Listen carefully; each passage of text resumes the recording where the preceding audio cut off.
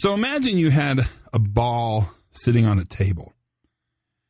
And on either side of the ball, on the left side and the right side, you had a big spring. And there was tension. So it was spring, ball, spring, and you wanted to move the ball. How would you do it?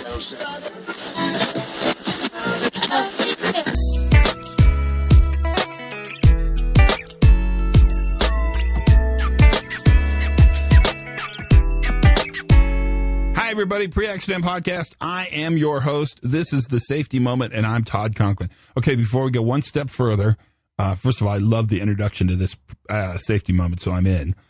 But before we go one step further, I got to tell you, because I haven't told anybody, and I keep forgetting to tell you, I have a bunch of books up on Audible, because you guys really pressured me to put books up on Audible. So I read these dang books out loud to myself and put them on Audible, and you can get them on Audible. Everybody get that? So my books are available on Audible. Okay, everybody get that? Spring, ball, spring, spring, ball, spring, spring, ball, spring. You got it? You got that all sort of set up in your mind? Spring, ball, spring, and it's kind of all under tension. So traditionally, if you wanted to move that ball, and I want you to think about that spring, ball, spring model as kind of a metaphor for change in your organization. There's a couple ways you can make change happen. One is you could increase the tension on one spring, which would cause twice the tension, but you'd still have half the tension on the other side because it's spring, spring, ball, spring now.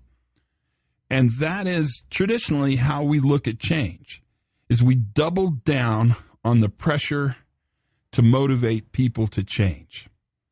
We tell people why to change, or we try to scare them into changing by showing them pictures on LinkedIn of electricians that the line blows up or a truck explodes. And we force people to change. Force is kind of a wrong word. We encourage people through many different methods, sometimes force, to change. And that doubling down on one side is not terribly effective. But we're still in the same thing. You got spring, ball, spring, tension. Another way to look at change is you could remove the second spring. So it'd be spring, ball, nothing. And what that is that's taking away the resistance to change. And what's amazing is when you take away the resistance to change, you still get the benefit of all the motivation, the spring on the other side of the ball. And that's how I want you to think about managing change in your organization. You can force function people to act differently, or you can take away the goal conflicts and operational ambiguities and allow them to be free.